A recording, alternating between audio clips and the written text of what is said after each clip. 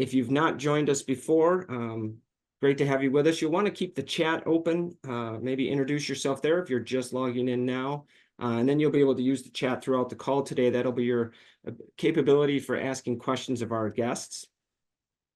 We're a member-based community here at I4CP. You see just a small sampling of some of the logos of some of the great organizations that make up I4CP membership. If you're with a member organization, great to have you with us. Special welcome to you. If you're not with a member organization but would like to learn more, please reach out to us, visit our website, talk to any I4CP employee, of course, and we'll help get you lined up with that information about how to join membership. You see that membership ranges quite a bit from very large organizations like Amazon, 3M, Visa, and others. My name's Tom Stone. I'm a senior research analyst here at I4CP, and I have the pleasure every week of co-hosting these Next Practices weekly events. And this week, my co-host is my colleague, Keith Resseau, community manager here at I4CP. Good morning, Keith. Good morning. Nice to be with you guys today. Great to have you with us. You'll be leading the conversation with our guests, who we'll bring on in just a moment, but a few other quick reminders. This is Next Practices Weekly, so you see here that we've got a great lineup coming up the rest of the month of November and the first week of December. We'll, of course, take the U.S. holiday week of Thanksgiving off, but you see November 14th, the 21st, and then December 5th, we've got guests from Magna International, UPS, and then Nordstrom. We also have a conference each year in person in March. This year, upcoming year, it'll be early in March, March 3rd through the 6th. It's always in Scottsdale, Arizona, at the lovely Fairmont Princess Hotel. You see here just a small sampling of some of the speakers we'll have at the event. They range from CHROs, chief people officers, other heads of functional areas of HR like chief learning officers, chief talent officers, from some great organizations like Dow, Atlassian, Laird Norton, Microsoft, and others. You see also we've got some book authors, CEOs, thought leaders from academia. This is a conference that's a little different than others. It's really geared toward HR leaders. We don't have an expo or trade show, so there's no vendor booths, folks hitting you up in the hallways for sales of HR products and so on. You see in the bottom left, there's a QR code and also a link. If you register by November 15th, which is coming up fast at this point, you can still save $300 on your registration. We've had people registering, frankly, since the day after the previous one earlier this year in March. So registrations are climbing. And at some point, the hotel space at the Fairmont will start to get a little scarce. So the sooner you can register and get your spot at the hotel, the better. I also wanted to highlight our latest research on culture. We've done a lot of work on culture over the years, from our sort of seminal culture renovation work. Several years ago, we did a study that focused on healthy and toxic traits of cultural in organizations. And then our most recent focus is on what we're calling the future-ready culture, proven traits of agile, engaged, and prepared workforces. You can download the brief that's available. And then upcoming on the 19th of this month, we will have a webinar that you can join.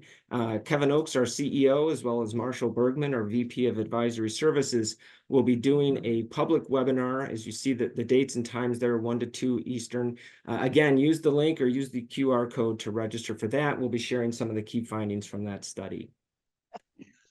And so with that, I'm going to turn things over to you, Keith, to facilitate the conversation and introduce our special guest today. Too loud. Thanks so much, Tom. Thank you. And hello, everyone. I had the pleasure of meeting Amanda and Cristi a few weeks ago, and you guys are in for a great leadership story today. So Amanda, Cristi, many on the call have no doubt heard the name Oshkosh before, but I wonder if you'd start us off by telling us a little bit about who the Oshkosh Corporation is and a little bit about yourselves and your role there. Sure. Cristi, you want to start? Sure, yeah, we can start with introducing ourselves. So I'm Cristi Burrill. I'll tell you a little bit about my career journey. It actually starts 20 years ago when I was in college. I just happened to get an internship in the leadership office on campus. So if you went to college, you probably know this office. It's the office that oversees all of the student organizations and clubs and orientation leaders and service trip leaders. And so I got to work there and I fell in love with leadership development. Now, at the time, I thought the only way to continue doing that work was in higher education. I didn't know this existed anywhere else. So I went to graduate school for student development and post-secondary ed. And the first half of my career was in higher education, overseeing undergraduate student leadership development. Then I found out there was this whole field out there of talent management, learning and development. And so shifted into that space. It was a really great and natural transition for me. And I've been working in this space ever since. So I've been with Oshkosh Corporation for about 2.5 years now. I was with my previous company for about 5 and have just really enjoyed immersing myself in talent management. Oh, great. Love a good accidental career story. Mine started much the same. Amanda, how about you? So I have followed, I would say, the most traditional HR path, probably. So unlike Cristi, chose HR as my profession when I pursued a master's in HR and have worked in, several large global companies since then. Unfortunately for me, it's a lot more than 20 years. I don't even want to talk about how long it's been. But I've been really fortunate to be a part of the Oshkosh Corporation for the last 6 years. I started in Oshkosh Corporation as the HR vice president for one of our 4 business segments. And I really always say I consider myself an HR business partner first. I've had basically my entire career in HR business partner work, and I love it. I love partnering with business leaders. But about 3 years ago, I came to corporate and I took on the role of leading talent for Oshkosh Corporation. And we'll talk a little bit more about what that means here at Oshkosh Corporation. But I have never looked back. I have loved every single minute of it. And that's in large part to getting to work with Cristi and a really awesome team of people. And we just feel so privileged to get to do what we do every single day. So I am happy to kind of talk through a little bit about what Oshkosh Corporation is. Now, many people on the call probably say, oh, I know what Oshkosh is.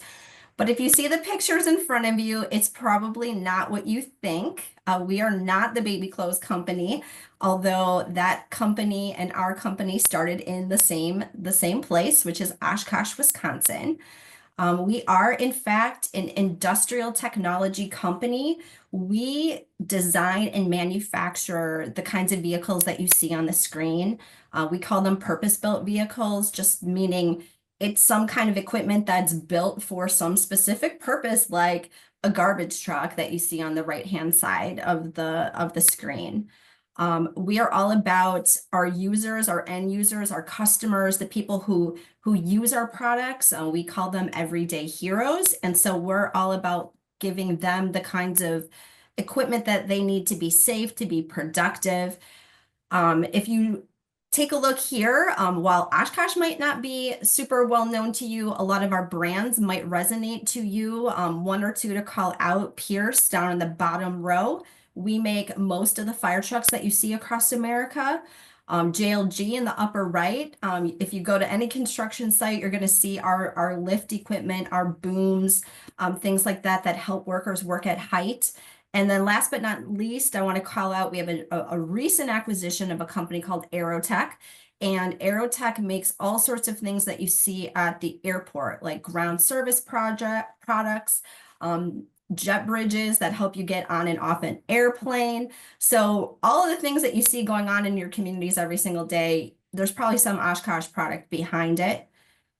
And this, though, is what I would say, we are so excited about. So this is the new postal vehicle. So if you're here in the United States, you're probably very familiar with the old-fashioned 30-year-old postal vehicles that are giving you the mail. Oshkosh won a contract a couple years ago to redesign this vehicle. And we're going to make at least 50,000, probably upwards of 150,000 of these before the contract is through. And I know a lot of people think it's kind of ugly, but it's growing on me. It's kind of cute, I think. And the best part is postal workers love this vehicle. It's just more comfortable, it's more safe. And so we're really proud of bringing this to the U.S. Postal Service. We are a global company. We've got 18,000 employees. But we are predominantly in the US. So you see a lot of different locations. That's mostly in our JLG business. But we are growing every day with our different acquisitions, and hoping here in 2024 to get into double-digit billions of revenue. So a growing company, and one that's really fun to be a part of. Wow. I got to see one of those prototypes at the Consumer Electronics Show a couple of years ago of the new mail vehicle and go inside it. And they are really so cool. So thank you guys so much for telling us a little bit about what Oshkosh does. I wonder if you could maybe tell us, like, how is HR structured there and what's the culture like at Oshkosh?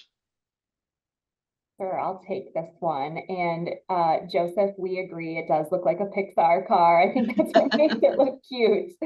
So our HR structure is both embedded in the business and centrally located. So our 14 brands that Amanda introduced are split into 3 different distinct segments that we call them. And our HR partners live in those segments. They work closely with the business, so it makes sense that they land there. And then we have a couple of teams that are both in the business and also have a central team. So our central teams are talent and culture, which is our team. I'll tell you a little bit more about that team in a second here. Talent acquisition, total rewards, global HR services, HR technology, and then facilities and safety. So the 2 that do double duty are facilities safety and talent acquisition. And then just a little bit more about our culture. If you can go back to the last slide, Tom. So we have worked really hard to establish a people first culture. And we'll talk a little bit about kind of when that came about and how it ties into our leadership development journey. But we are ultimately a manufacturing company with a long, long history. We were founded in 1917. So we have a little bit of an old school manufacturing mindset, I would say, but tend to be very humble, down to earth. We have these Midwestern roots, despite being a global company now. Relationships are very, very important to us. And I would say a strength of our culture. And we help to inform and reinforce our culture through our leadership programming.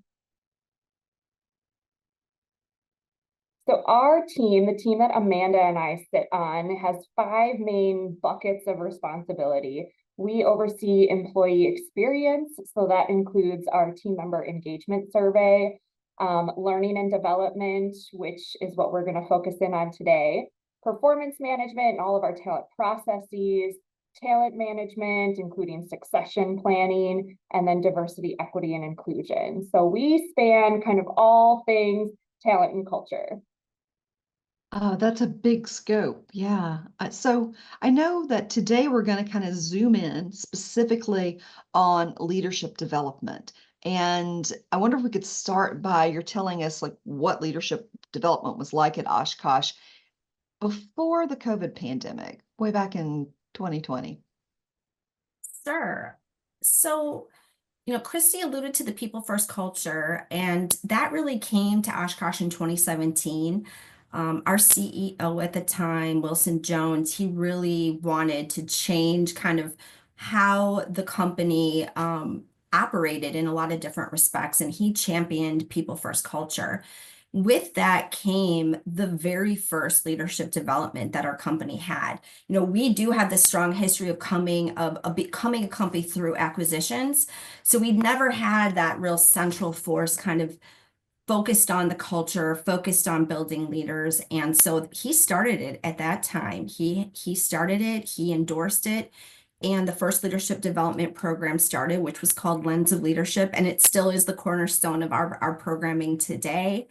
And actually, I think Wilson Jones came to an I4CP conference to share his story as CEO a few years ago. So it's quite a compelling story.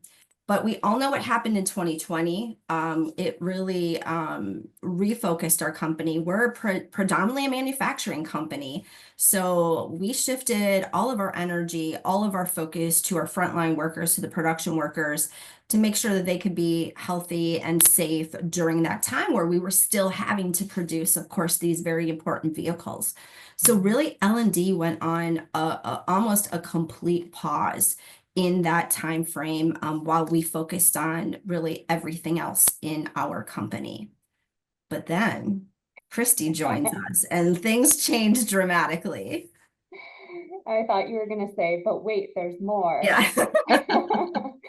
So really starting in 2022, this was when we first restarted offering our program. So we went back to that program that started in 2017, our Lens of Leadership program, which is designed for our senior level leaders, really directors, vice presidents, senior vice presidents.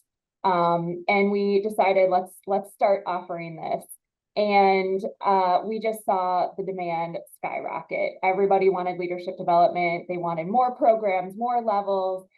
We need this. I think some of it was just coming out of the pandemic. People were craving this so much, like the opportunity to connect, to focus on self-improvement and development and building that network of peers.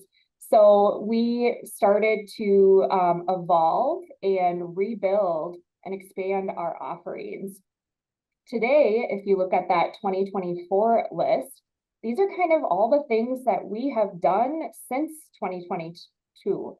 So we developed a new framework, our Oshkosh leadership traits, which we'll talk a little bit about, redesigned our frontline leader program and started offering that again, created from scratch a mid-level leader program. We never had anything for the mid-level.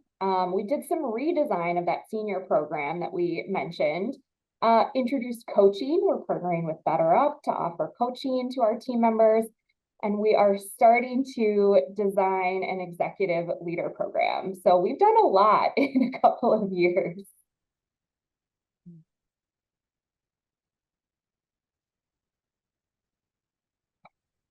So this really kind of ties into, we were very purposeful with our programs and trying to tie them to the current state of our business and current challenges. So the first way that we did that was by establishing this framework, our Oshkosh leadership traits. It's nothing earth-shattering here. We partnered with Korn Ferry using their global competency framework. But what we found is our team members, this really, really resonated with our team members.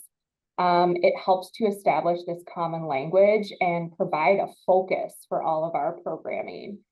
We did use the behavioral anchors so that we could differentiate by leadership level within the organization, because we tell our team members this is for everyone. This is not just for leaders. You can lead in different ways at all levels. And we saw just amazing adoption of the traits. It kind of shocked us how people loved hearing about them and started talking about them themselves without us kind of shoving it down people's throats or forcing it. So this really just increased the demand even more for development, because now people had these traits that they wanted to talk about and they wanted to hone in on. Was there? Oh, I'm sorry. Go ahead, Tom. Yeah, I was just going to say, I want to remind folks that they can use the chat today to ask any questions. And we did have one that came through, which I think this slide does speak to. Edie asked, was there any change in the focus of leadership development, as you, re-engaged with this work stream coming out of the pandemic? Yeah, I think so. When our previous CEO was setting up or establishing our people first culture, we were heavily focused on driving those people first skills. So our former model was very much oriented around leading people, and it wasn't as much focused around things like cultivating innovation, customer focused, driving results. I would say it was much more around instilling trust and fostering engagement. So this model allowed us to take that fantastic foundation and build off of the foundation to ensure that we've got the skills, the behaviors, the attitudes necessary to build our company and prepare us to succeed in the future. So that's really the major evolution, I would say, is that it expanded beyond first establishing those people focused skills, and starting to add into that. So Cristi, how did you then take that and make it more specific to the current business challenges that you were facing, and how did you tweak it across different leadership levels? Yeah, and Amanda, were you going to say something? I was just going to add one tiny thing, which is our company was so stable for so long. And then COVID hit and we had a new CEO and we kind of went in a different direction strategically. So the other big thing that we've incorporated, and it'll come through with what Cristi talks about, is just leading through change, being more comfortable with change. If I really reflect on what's changed, it's that we have a lot more change in our company, and we've really tried to drive that into what Cristi will talk about in terms of getting leaders to be better prepared to handle that change. Thanks. Yeah, so we were very intentional with trying to make our programs relevant and connect to what people are currently struggling with. So we did focus groups at all different levels of leaders for our programs.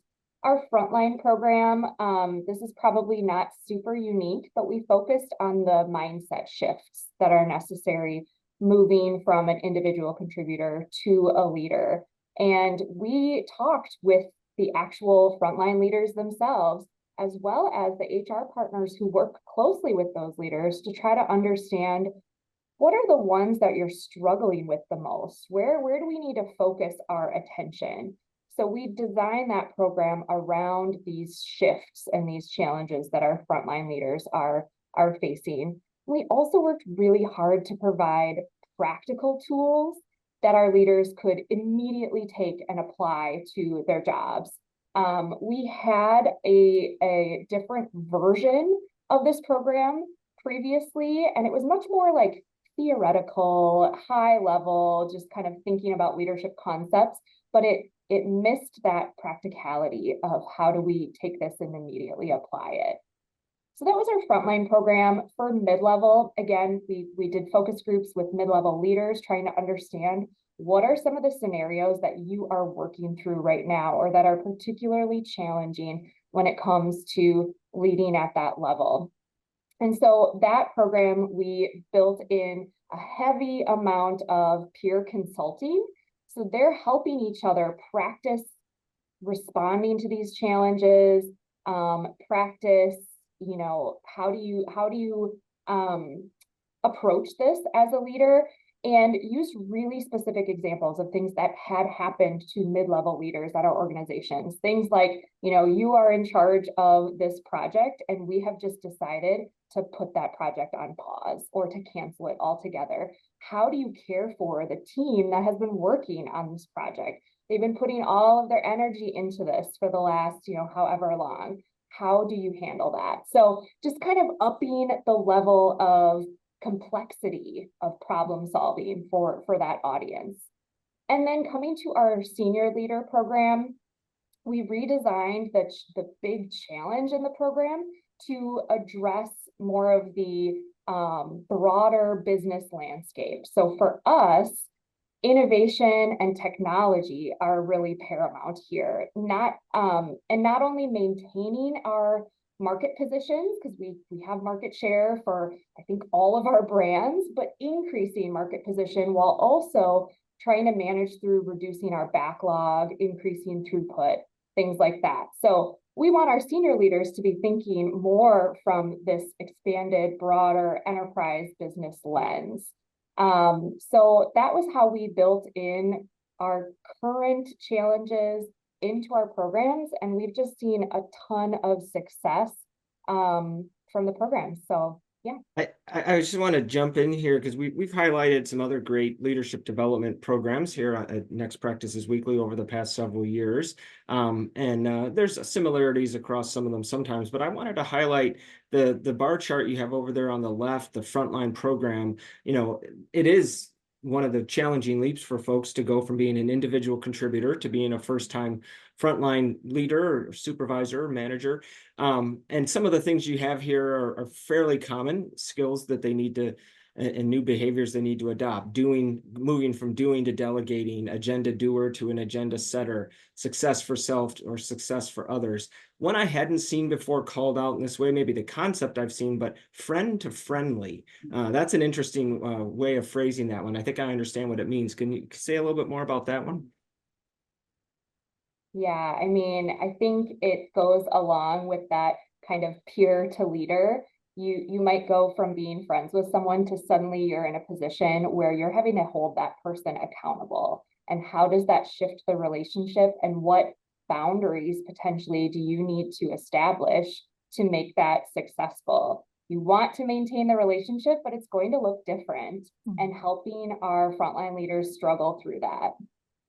Yeah, exactly. And I just like all of these indicate the required growth needed for first-time leaders. Defined to ambiguous is solid, solving problems to anticipating. I assume it's anticipating problems or challenges. So really love that entire stack over there.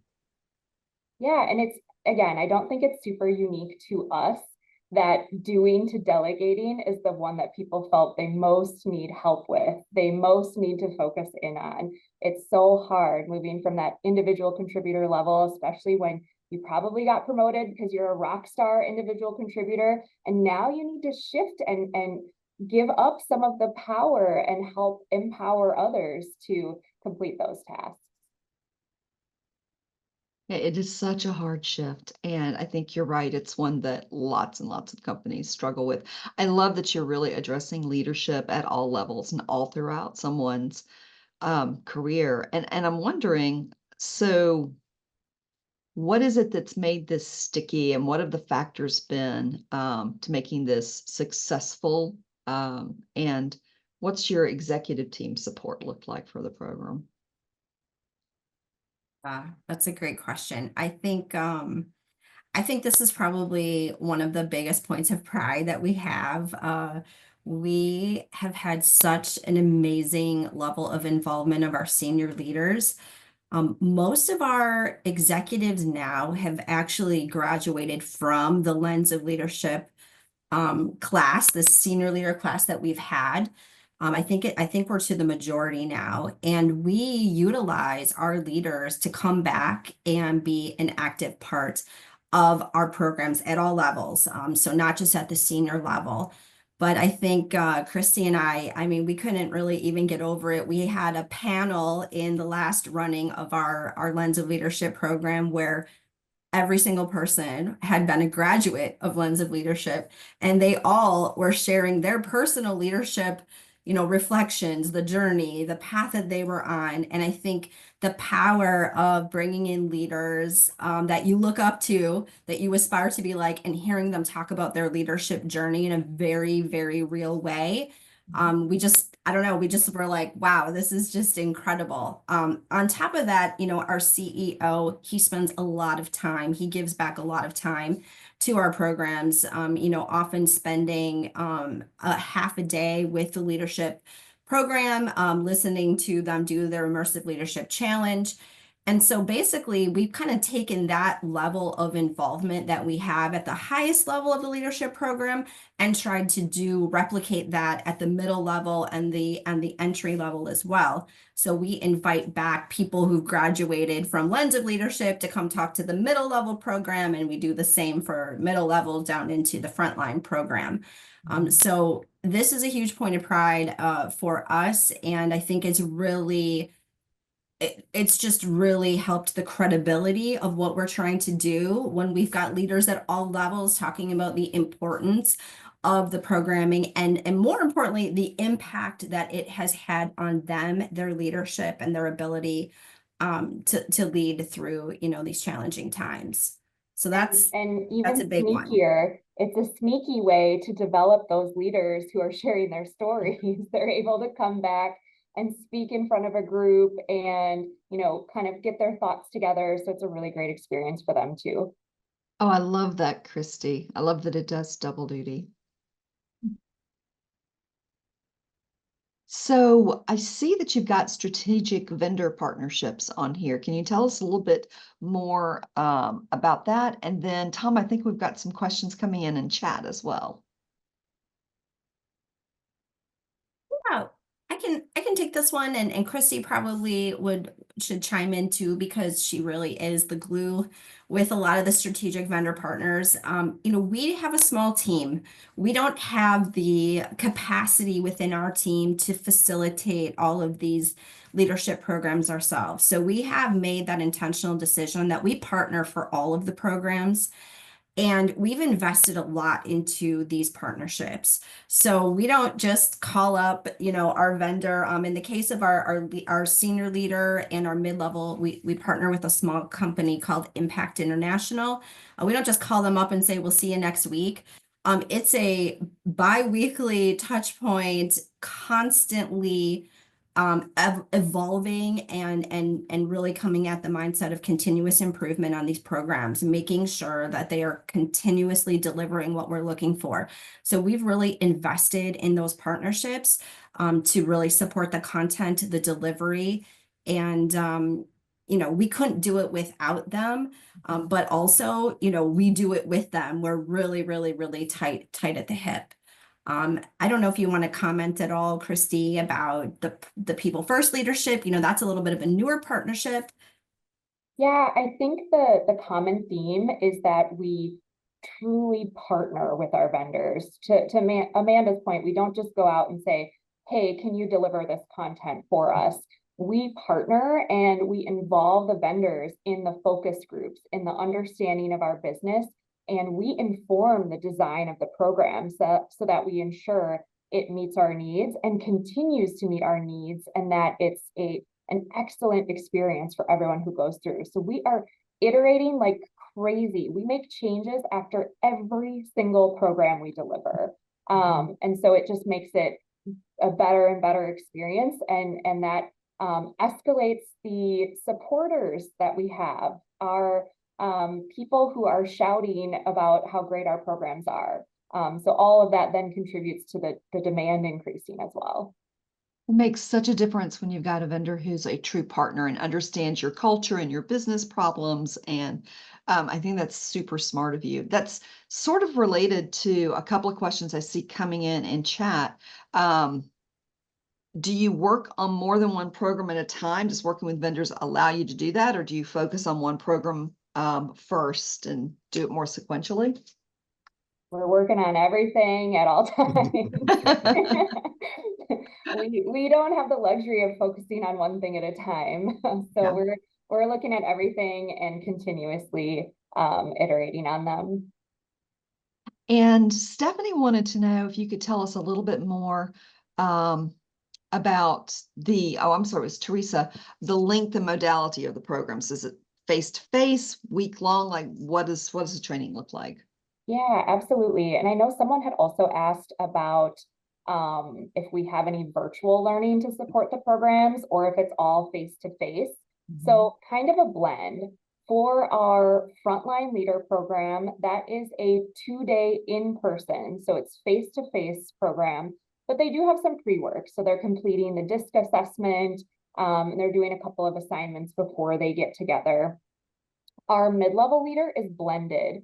So that program starts with 3 different virtual sessions spread out over a few weeks. And then they come together with a 2-day in-person capstone. So those relationships have already been built. They're put into development groups. In between those virtual sessions, they're working on homework together and they're presenting back. So it's really gets them to build those relationships and hold them accountable to the learning. So it's really cool to see. And then our senior leader program is mostly face-to-face. It's actually a 4-day in-person program, but it also has a lot of pre-work. So they're doing a 360-degree assessment as a part of that. they're interviewing some other employees. They're doing a lot to prepare for that experience.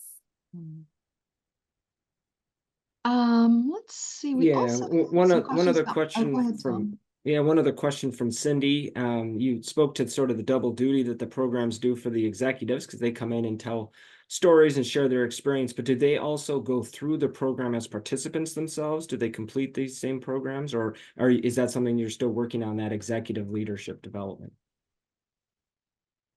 I'll take that. I mean, yeah, what's interesting is that, we really started the Lens program back in 2017. And I mean, it's going to sound probably funny to some of the people on the call who are at companies with very well-established leadership development, histories. Like I come from GE. It's just, it's so embedded, but at our company, leadership development wasn't really that ubiquitous. And so when Lens came on the scene in 2017 and people saw the quality and they saw the impact, like people just wanted to get in it and be involved.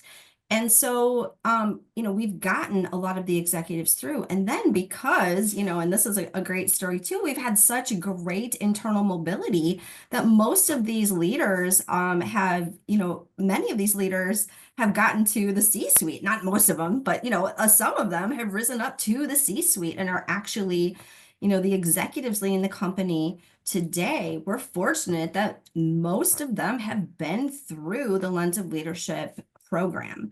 It's certainly changed and evolved over time, but that has been the secret of success there. And then going into the middle level, most of the leaders of the middle level folks have graduated from Lens. So we really do pride ourselves in the fact that we're getting a lot of leaders through. And again, I think that's been critical to the success of the program in general.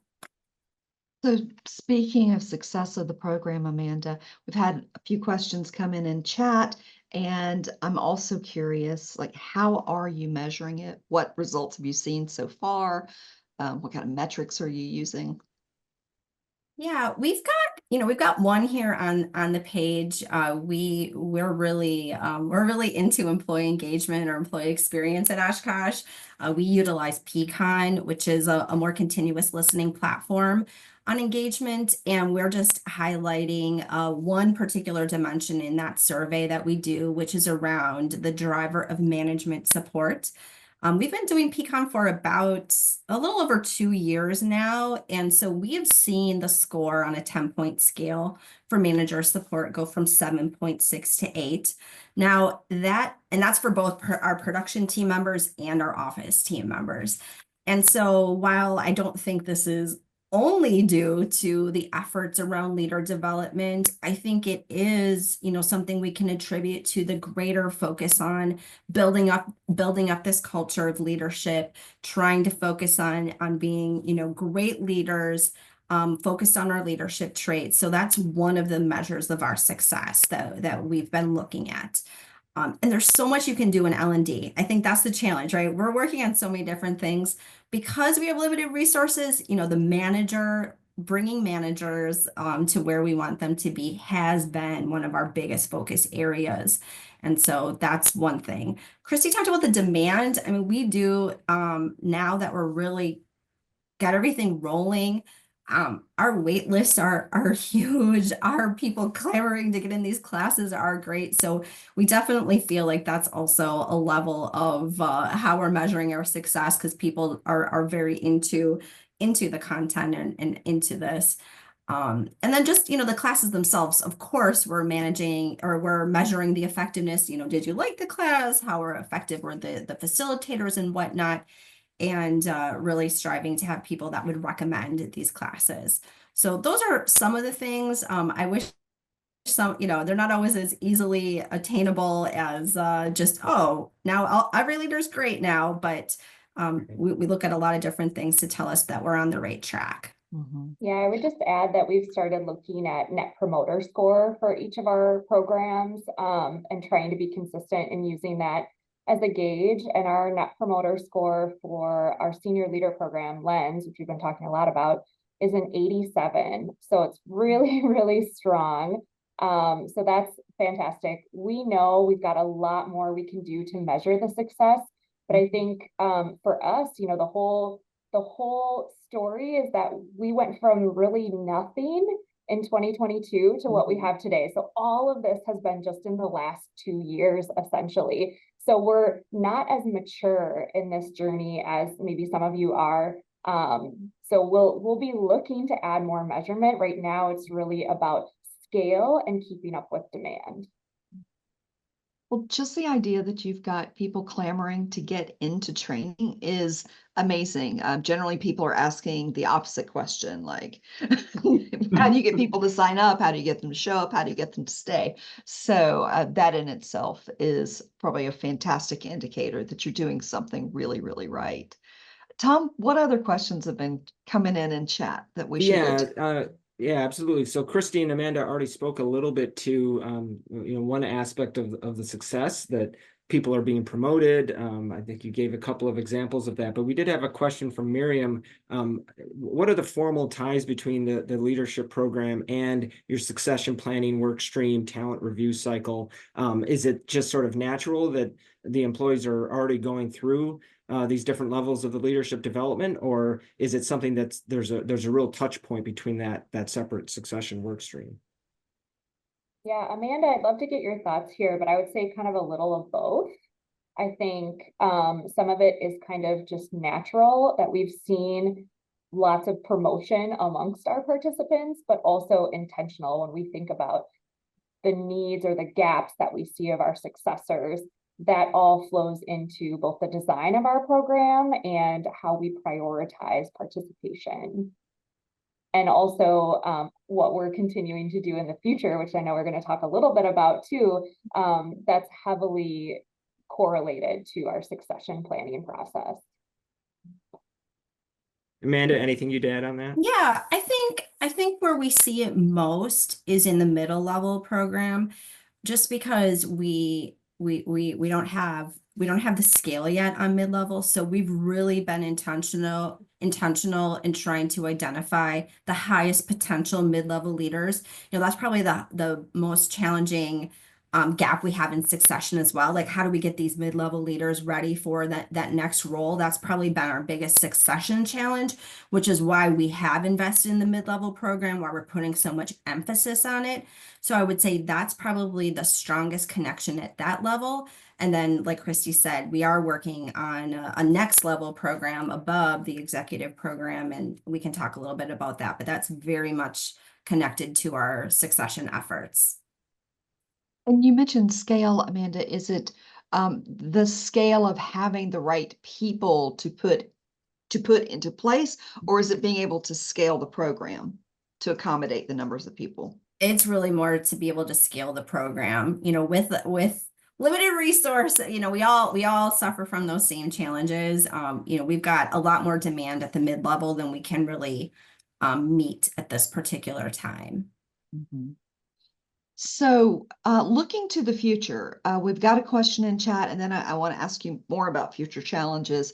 But have you integrated inclusive leadership and accountability in? And if so, do you have any measurements or plans for measurements in that space?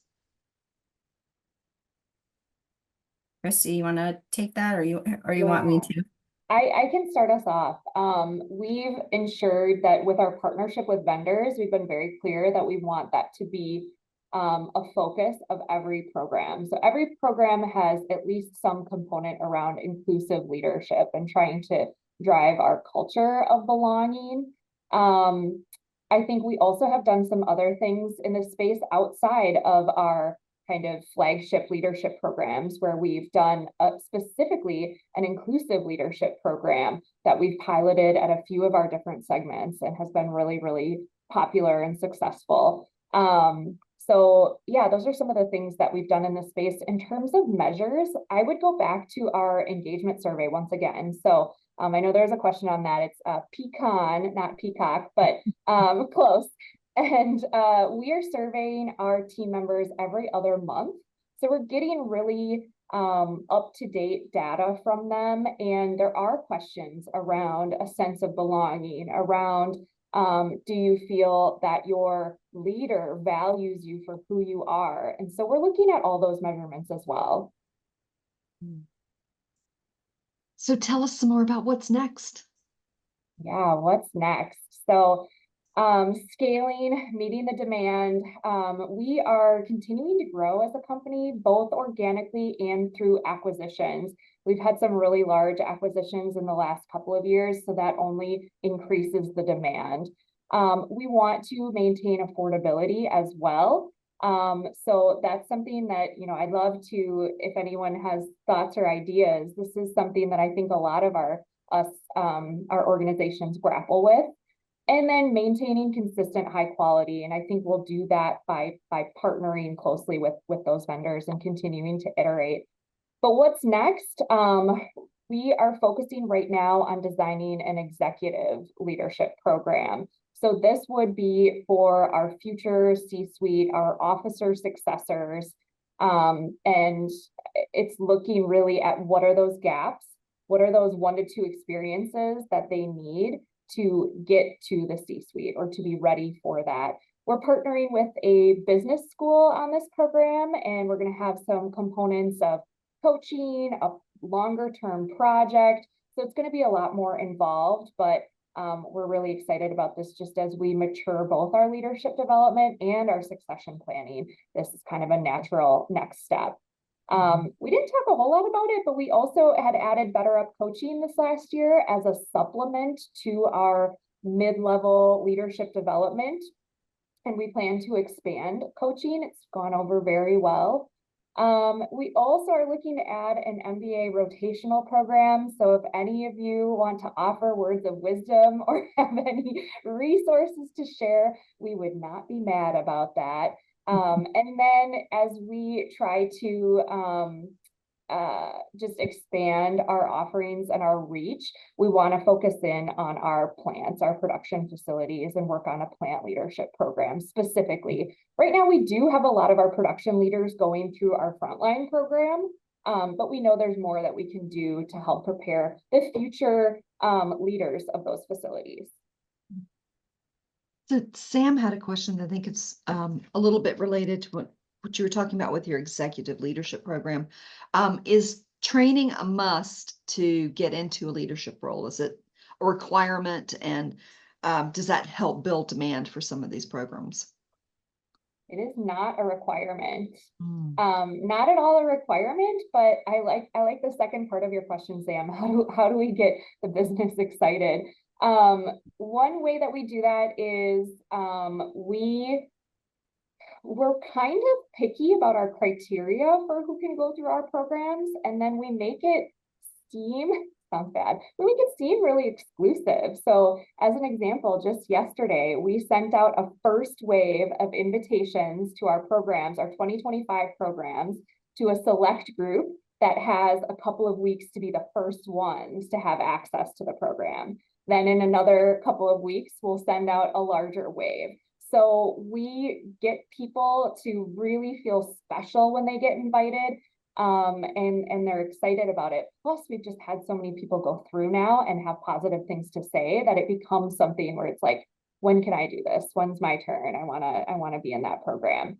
The other thing I'll say, I didn't really mention this, and this is again no surprise. This is you're all gonna know this already, but people's favorite aspect of any of our programs is the relationship building and the networking. So I think that tends to be what people crave and why they're so excited to get in the program, because they know they're going to get to know, people in these other businesses who have similar roles. They're going to get to know more of the organization, and that's really desirable too. We've got a few minutes left, which is great because the questions keep coming in from folks here on the chat.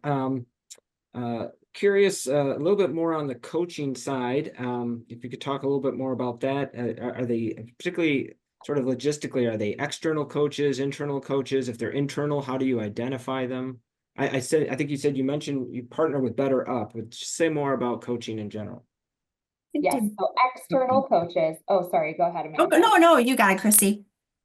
External, we do partner with Better Up. So they are a coaching platform.